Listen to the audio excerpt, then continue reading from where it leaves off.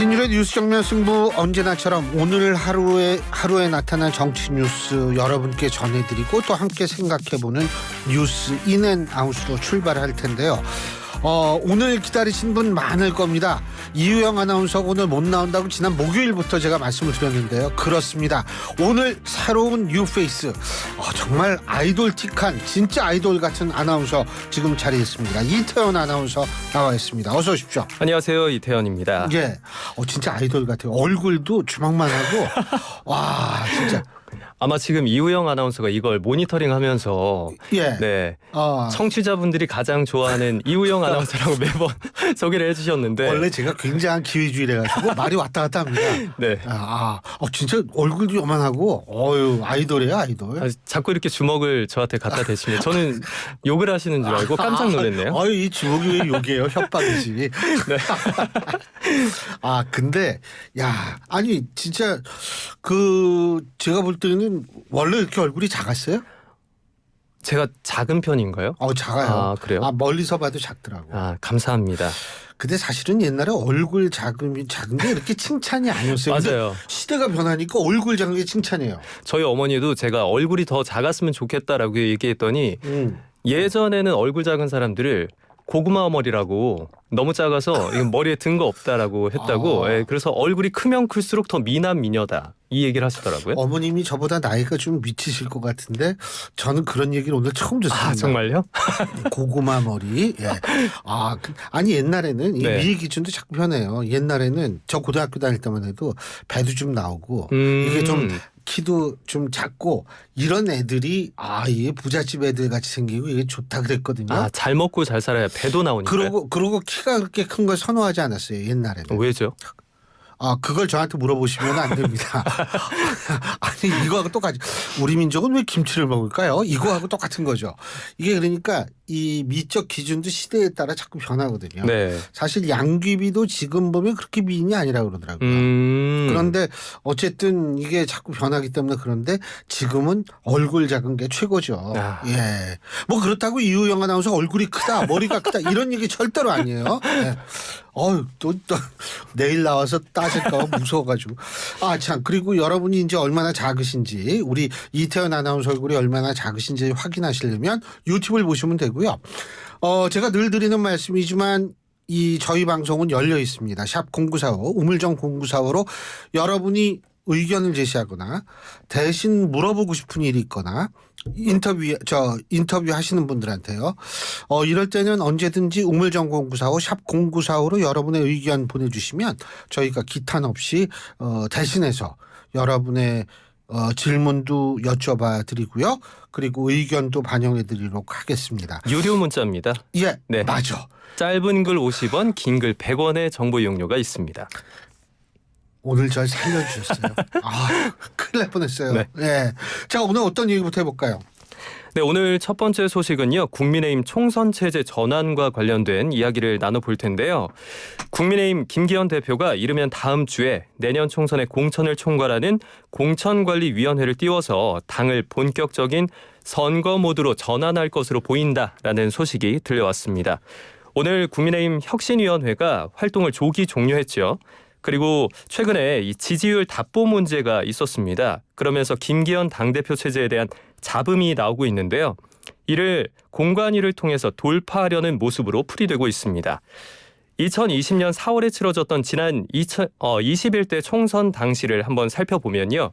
국민의힘의 전신이었던 자유한국당이 1월 중순쯤에 공관위를 꾸린 바가 있습니다. 만약에 국민의힘이 이번 달 12월 중순에 공관위를 띄우고 선대위를 발족한다면 약 한 달 정도 더 빠르게 진행을 하는 거죠. 지난 방송 때 보신 분들은 아실 거예요. 조선일보에서 서울 49개 지역구 가운데 강남 갑을병, 서초 갑을, 송파을 이렇게 불과 6곳에서만 여당이 우세하다는 국민의힘 내부 판세 분석 보고서가 공개됐다라는 내용 전달해 드렸는데 이후에 파문이 일면서 이게 지도부 책임론으로 연결된 바가 있습니다. 당을 빠르게 총선 체제로 전환해서 인재 영입과 컷오프로 물갈이를 가속화하고 이 책임론을 정면 돌파하겠다라는 셈법이 아닐까 분석이 되고 있는데요. 자, 일각에서는 오는 28일로 예상되는 김건희 여사 주가 조작 의혹 특검법 표결을 고려해서 공관위 출범이 더 늦어질 수도 있다라는 관측도 나오고 있습니다. 만약에 이 공관위가 구성이 돼서 현역 의원의 컷오프가 본격화되면 표결 때 이탈표가 생길 수도 있다라는 우려 때문인데요. 하지만 당 지도부는 이에 대해서 강하게 부인했습니다.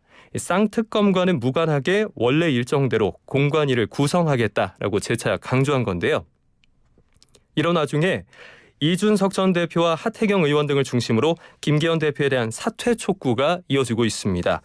하태경 의원은 한 라디오 프로그램에 출연해서 김 대표에게 무릎 꿇고 빌고 싶은 심정이다라면서 혁신을 거부하는 정도가 아니라 방해까지 하면서 사실상 민주당의 엑스맨이 됐다. 김 대표가 더 이상 버티면 추해진다라고 말했습니다. 또 이준석 전 대표도 윤석열 대통령과 김기현 대표를 싸잡아 비난하면서 김 대표의 사퇴를 촉구했죠. 이처럼 비주류가 연일 김 대표를 공격하자 그동안 애써 침묵하고 있었던 주류 측에서도 서서히 목소리를 내면서 지도부를 공개적으로 옹호하기 시작했습니다. 강민국 의원과 태영호 의원은 자신의 SNS에 글을 남겼는데요. 내부를 겨냥한 일부 소수의 목소리에 당이 휘둘려서는 안 된다라는 취지로 메시지를 올렸습니다. 국민의힘이 당 안팎으로 참 시끄러워 보여요. 1시간 전에 끝난 이 최고위에서는 김기현 대표가 국민 눈높이에 맞지 않는 모든 기득권을 내려놓겠다라고 말했는데요. 혁신위에 혁신안은 공관위에서 반영하겠다라면서 당 주류의 희생 요구는 나중에 이행하겠다라고 기존의 입장을 되풀이하기도 했습니다.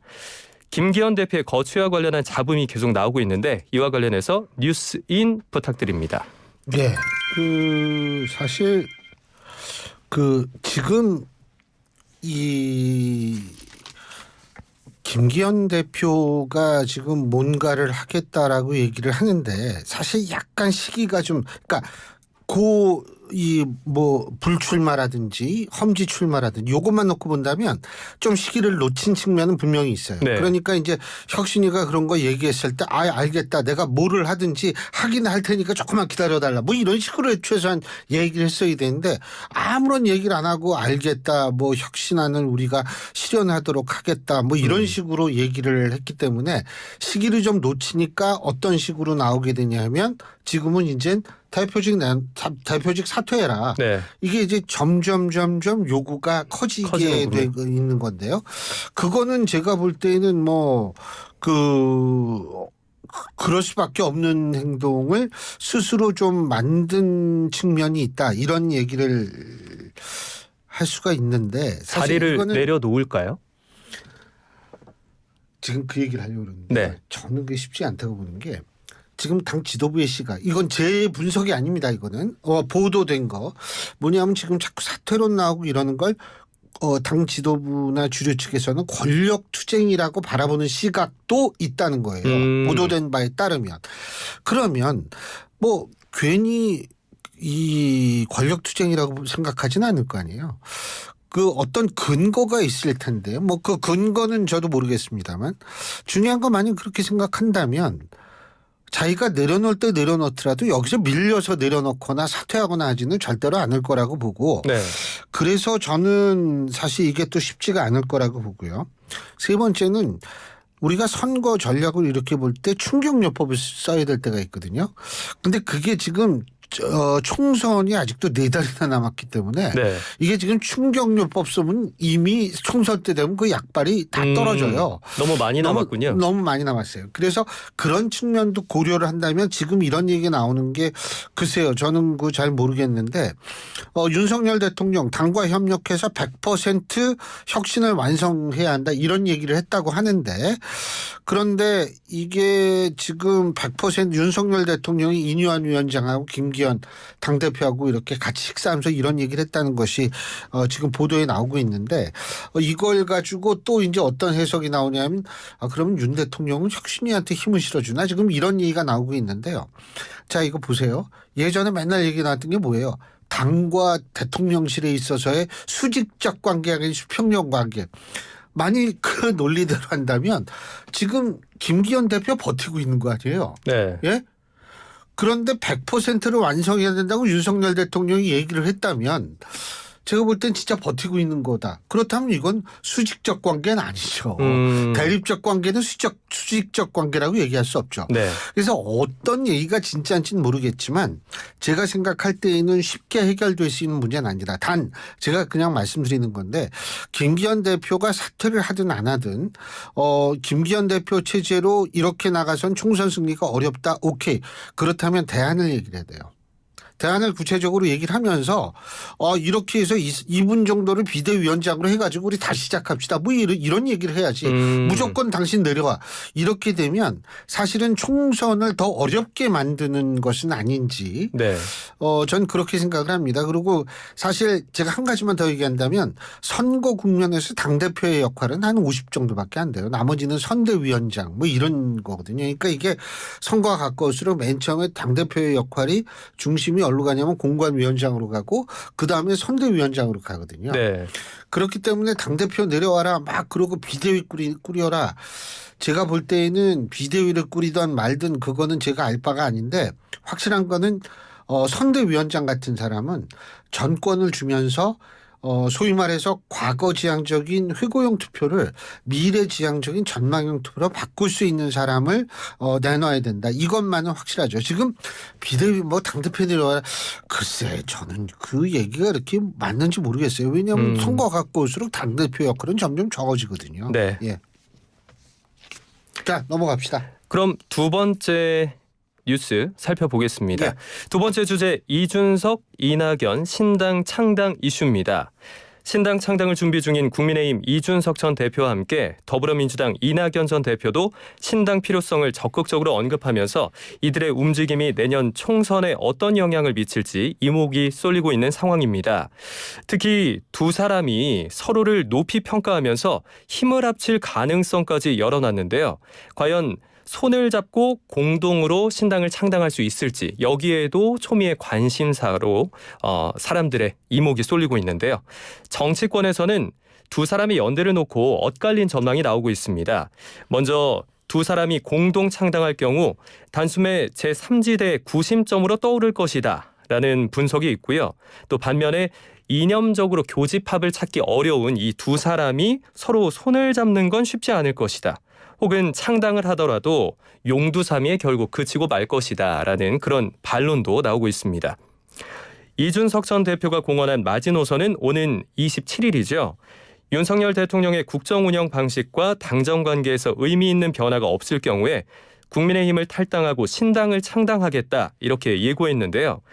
지난달부터는 자신의 SNS를 통해 지지자 연락망을 구축하고 최근에는 총선 출마 희망자도 모집했습니다. 이 전 대표는 오늘 한 라디오 방송에 출연해서 자신과 함께 탈당할 인사들이 더 있다고 말했는데요. 하지만 관건은 현역 의원을 포함한 기존 여권 인사들이 과연 얼마나 합류할지에 있습니다.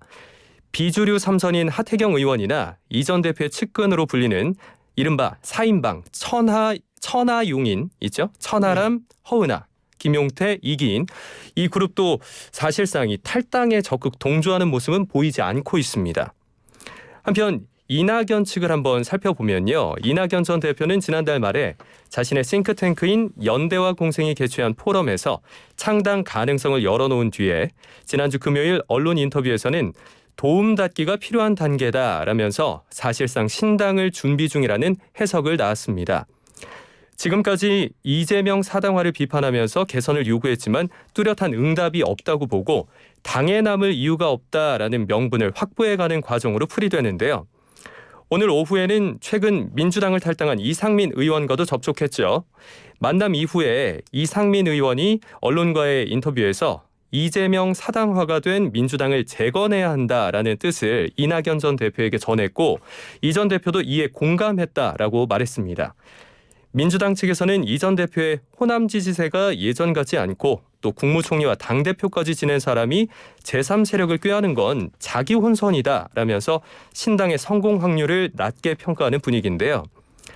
여야 모두 전직 각 당의 대표인 이준석, 이낙연 전 대표의 신당 창당 가능성을 조금 낮게 보고 있는 분위기입니다.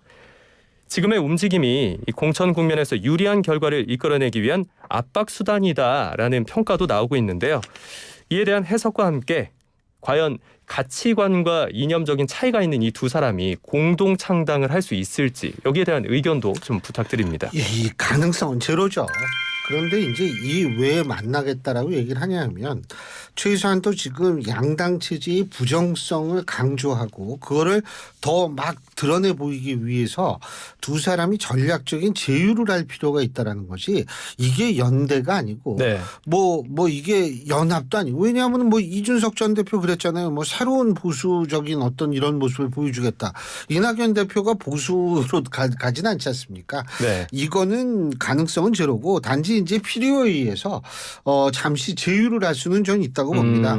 그리고 이슈머리가 되잖아요. 신당 만들 때 제일 중요한 거는 이슈예요. 자, 그렇다면 신당 만들 때 저는 신당 창당 가능성을 굉장히 높게 봅니다.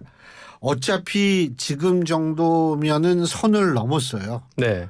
이게 다시 지금 돌아갔거나 주저앉으면 진짜 그때는 아무것도 안 됩니다. 그럼 신당은 만들되 둘이 함께 만들진 않을 전혀 것이다라는 아니죠. 거죠? 전혀 아니고 그 얘기는 나중에 또 할 기회가 있을지 모르겠지만 지금 아까 그 호남 지역 그 말씀하셨는데 12월 5일부터 7일까지 전국만 18세 이상 1,000명을 대상으로 한 한국갤럽 자체 여론조사 자세한 것은 중앙선거 여론조사 심의위원회 홈페이지를 참조하시면 되는데 여기에서요.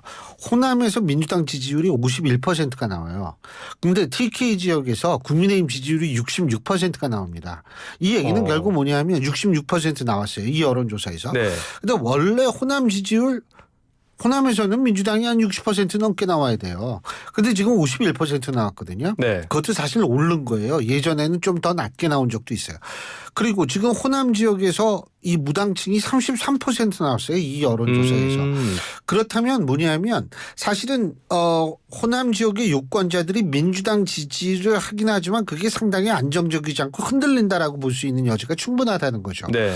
그런데 왜 이낙연 전 대표가 뭐 어떻다 저렇다 지금 얘기할 입장이 아니에요. 본인들. 이 민주당 주류들은. 그래서 저는 사실은 이 흔들리는 민주당 지지율 호남에서요. 이런 것들 가지고서 제가 볼 때는 이낙연 전 대표가 신당을 만든다면 얼마든지 해볼 만한 싸움이 될 수 있다라고 봅니다. 예. 네. 자, 그럼 다음 이슈로 넘어가 네. 보겠습니다. 세 번째 뉴스 김건희 여사 특검법 관련 내용인데요. 오늘부터 12월 임시국회가 시작됐습니다. 민주당은 오는 28일 예정된 본회의에서 쌍특검법을 처리하겠다고 공언했는데요. 대장동 의혹 특검과 김건희 여사 주가 조작 의혹 특검을 묶어서 쌍특검이라고 부르죠. 민주당 입장에서는 이재명 대표의 사법 리스크를 정면 돌파하면서 여권에 상처를 줄 수 있는 가장 강력한 공세 카드를 특검 동시 추진이라고 보는 반면에 국민의힘은 이런 의도를 절대 용인하지 않겠다라는 입장이어서 극한 대치가 불가피할 전망입니다. 더불어민주당 서은숙 최고위원은요. 이제 김건희 리스크의 시간이다라면서 의혹이 명백한 김건희 사건을 윤석열 정권 1년 동안 제대로 수사하지 않은 한동훈 장관의 법무부와 이원석 총장의 검찰이 자초한 것이라고 말했는데요.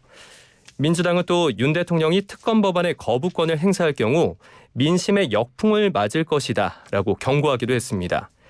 박찬대 최고위원은 보수의 지지세가 강한 대구 경북 지역 국민의힘 지지층에서도 김 여사 특검법의 거부권을 행사하지 말아야 하는 여론이 우세하다라고 주장했는데요.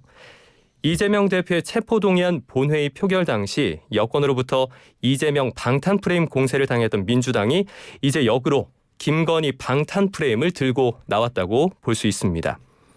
한편 국민의힘 내에서는요. 윤석열 대통령이 이 김건희 특검법에 거부권을 행사해야 한다라는 목소리가 나오고 있습니다. 박정아 수석 대변인은 오늘 한 라디오 방송에 출연해서 특검 임명을 어떻게 하느냐는 차치하고 일단 수사를 시작하면 연관되는 모든 수사를 빨대처럼 다 빨아들이기 때문에 매일 수사 결과나 진행 상황에 대해 특검 주제로 브리핑을 하면서 총선까지 그냥 이 특검을 갖고 총선을 하게 되는 것이다 라고 말했습니다. 하태경 의원도 특검 자체는 반대한다면서 문재인 정부 때 내용상 이미 특검을 해서 탈탈 다 털었는데 새로 나온 혐의가 없다. 그저 김 여사에 대한 국민들의 비호감이 높으니까 그 여론을 이용해서 특검을 추진하는 것이다 라고 언급했습니다. 이 쌍특검법이 임시국회 파행의 도화선으로 꼽히고 있는데요. 만약 윤 대통령이 거부권을 행사한다면 예상한 대로 내년 총선을 앞두고 민주당이 김건희 방탄 프레임으로 공격할 것으로 예상이 되고 있습니다. 과연 윤석열 대통령이 이 거부권을 행사할 걸로 보시는지 뉴스인 부탁드립니다. 이게 상당히 아마 고민이 될 거예요. 뭐 하태경 의원이 그런 얘기 뭐 탈탈 털었는데 나온 게 없다. 뭐 이거는 하여간 그 윤석열 대통령을 비롯한 여당 인사들이 전부 하는 얘기가 그거거든요. 문재인 정권 때 탈탈 털었는데 나온 게 없었다. 그런데 문제는 뭐냐면 일반 국민들의 눈높이에 과연 그게 합당한가. 네. 제 얘기는 뭐냐면 그 수사가 잘 됐다 잘못됐다라는 얘기가 아니에요. 잘 됐겠죠. 근데 문제는 뭐냐면 먹고 살기 바쁜데 그때 김건희 여사도 수사를 했고 탈탈 털었구나. 이거 기억하는 사람이 얼마 없다는 거예요. 문제는. 그렇기 때문에 이게 상당히 딜레마거든요. 그래서 그때 탈탈 털어서 아무것도 안 나왔다. 오케이. 그래서 안 받아들인다. 이건 또 눈높이 안 맞는다는 얘기를 들을 거고. 자, 그래서 거부권을 행사 안 할 수도 있어요. 안 할 수도 있는데 안 하게 되면 어떻게 되냐면 이 특검을 구성하는데 이게 보통 빨라야 2달이 걸리거든요. 네. 그러면 12월 때 1월, 정하면 2월. 2월 3월 초 막 이렇게 되면 총선 때까지 김건희 여사 문제가 정치권의 핵심으로 등장할 수밖에 없어요. 사실은 야당도 그런 측면도 전 충분히 생각했을 거라고 봐요. 그렇게 돼가지고 김건희 여사가 계속 이 핵심으로 등장을 하게 되면 이 야당이야 좋겠죠. 예? 뭐 공격 맨날 할 수 있고 그렇기 때문에 이거를 그냥 놔둘 수도 없고 거부권을 행사할 수도 없고 이게 지금 현재의 딜레마다라고 볼 수가 있는 겁니다. 네. 쉽지가 않은데 제가 볼 때는 아마도 거부권을 행사할 가능성이 높고요. 그리고 이제 대장동 50억 클럽 이거 지금 한다는 거 아니에요? 네. 근데 50억 클럽에 대해서는 지금 검찰 수사도 사실 이루어지고 있어요. 그렇기 때문에 그 특검이 과연 필요한지는 또 다른 논란이 생길 가능성이 큽니다. 그래서 어떤 면에서 민주당이 전략적으로 볼 때에는 김건희 여사 특검 얘기만 하는 것이 전략적으로는 조금 낫지 않았을까라는 생각을 합니다. 왜냐하면 이게 쌍특검이라고 해서 같이 가면 네. 한쪽이 예를 들면 50억 클럽은 이미 지금 수사 중이기 때문에 조금 설득력이 떨어지기 때문에 근데 어쨌든 여당은 좀 쉽지 않은 선택일 겁니다. 네. 자, 이제 마지막으로 뉴스 하나 더 살펴볼게요. 총선 비례대표 선거 방식과 관련된 이슈 가지고 왔습니다. 더불어민주당 홍익표 원내대표가 내년 총선에 적용할 비례대표 선출 방식을 이달 안으로 확정하겠다고 밝혔습니다. 홍 원내대표는 현행 준연동형 비례대표제에 따른 위성정당 출연 문제와 관련해서 위성정당 방지를 위한 제도 개선이 이번 주 금요일까지만 합의되면 언제든 정개특위와 본회의 절차를 밟을 수 있다고 말했는데요. 하지만 여당이 정개특위에서 아예 논의조차 안 하려고 한다면서 대선 때 위성정당을 막고 연동형 비례대표제를 정착시키겠다고 약속했지만 그 약속을 지킬 수 있는 환경이 만들어지지 않고 있다라고 주장했습니다. 홍 원내대표는 이어서 위성정당을 막을 수 없는 상황이라면 의원들과 당원들 그리고 일반 국민에 대한 여론조사들을 바탕으로 의원총회에서 수기해야 할 것 같다라고 말하면서 국민의힘은 무조건 병립형 비례제를 전제로 협의하겠다는 입장인데 선거제는 수적 우위로 관철할 수 없는 만큼 병립형 논의도 하나의 옵션이다라고 말했습니다. 현행 준연동형 비례대표제 하에서 민주당만 위성정당을 만들지 않을 경우 몇 석을 손해볼 것으로 예상하느냐라는 질문에 대해서 홍 원내대표는 최소 5석에서 10석은 줄어든다라고 예측을 했는데요. 총 300개의 의석 가운데 47석의 비례대표 자리를 어떻게 나눠 가질지를 두고 각 당에서는 각자에게 유리하게 셈을 하는 모습이죠. 병립형 비례제, 이게 군소정당들은 당연히 반대할 수밖에 없는 제도일 건데 앞으로 어떻게 협의될 걸로 보시는지 의견 부탁드립니다. 결론부터 얘기한다면 병립형이 되겠죠. 근데 사실은 이게 국민들이 큰 관심이 없어요. 왜냐하면 이게 굉장히 복잡한 얘기거든요. 네. 병립형이 뭡니까? 갑자기 물어보면 이거 누가 대답할 수 있어요? 연동형은 어떻게 계산하는 거죠? 네. 이거 쉽지 않습니다. 맞아요. 아니 상업에 지금 종사해가지고 먹고 살기도 바쁜 세상에 병립형은 이런 거고 이거는 사실은 국민들의 눈에서는 그들의 싸움으로 비춰질 가능성이 네. 굉장히 높다. 이 점을 제가 말씀을 드리고요. 그렇기 때문에 이거는 정당들이 내가 살아남기 위해선 어떤 제도가 더 유리한가를 그걸 얘기하는 것에 불과해요. 물론 명분적으로 얘기를 한다면 뭐냐면 다양한 정당들이 의회에 들어와서 다양한 목소리를 내서 그 다양한 목소리가 제도에 투영되면 그걸 위해서 하는 거 아니냐. 좋죠. 그거 나쁘지 않아요. 정말 좋아요. 그거 반대하는 사람은 없죠. 네. 근데 21대 국회 보면 민주당 단독으로 한 거 많았죠. 예? 그 단독이라는 게 뭡니까? 여당도 무시하고 다 단독으로 했는데 아니 그런 정치 문화가 지배하는 국회에서 군소 정당들 들어왔다고 아이고 이분들 얘기는 내가 좀 들어야지 이렇게 변할 것이다? 저는 그거 아니라고 봅니다. 그렇기 때문에 이거는 단순하게 이제 명분을 뭘로 삼느냐 네. 이걸로 해가지고 그 명분만 내세울 뿐이지 그 밑에는 뭐냐면 우리 정당 우리 정파가 어떻게 하면 살아남냐 이 계산이라고 저는 생각하고요. 그리고 위성정당 방지 어떻게 방지하느냐 일단 위성정당 개념 정의부터 해야죠. 조국 전 장관이 신당 차리면 위성정당이니까 아닙니까? 위성 정당으로 해석될 가능성이 크다. 하지만 맞아요. 아주 그 노련하게 정치적으로 아주 훌륭하시네. 이게요. 조국 전 장관 같은 경우에 위성정당이라고 사람들이 바라볼 가능성은 있지만 위성정당으로 법적으로 따지면 아닐 가능성이 높아요. 왜? 네. 조국 전 장관 단 한 번도 당정을 가진 적이 없습니다. 근데 그게 어떻게 위성정당이 돼요? 위성정당이라 하면 모 정당이 의도적으로 지시를 해서 정당을 만든 거를 위성정당이라고 했을 땐 송영길 신당도 마찬가지고요. 다 마찬가지예요. 그럼 위성정당을 어떻게 위성정당 방지라면 자칫 그거 헌법소원 들어가면 그거 헌법재판소에서 쳐요. 정치적 자유를 억압하는 거죠. 정당 만들 수 있는 자유를 억압하는 거죠. 이게 위성정당 금지가 말처럼 쉽지 않을 겁니다. 그렇기 때문에 제가 볼 때에는 어쨌든 병립형으로 갈 가능성이 높다. 그리고 뭐 권역별 병립형이라고 또 있잖아요. 네. 저는 이거 설명해 드리지는 않겠습니다. 그냥 뭐 그런가 보다 하시고 그냥 우리가 투표나 열심히 하면 되죠. 뭐. 예. 오늘 여기까지 할까요? 네. 고맙습니다. 오늘 수고하셨습니다. 예, 지금까지 이태현 아나운서였습니다. 고맙습니다.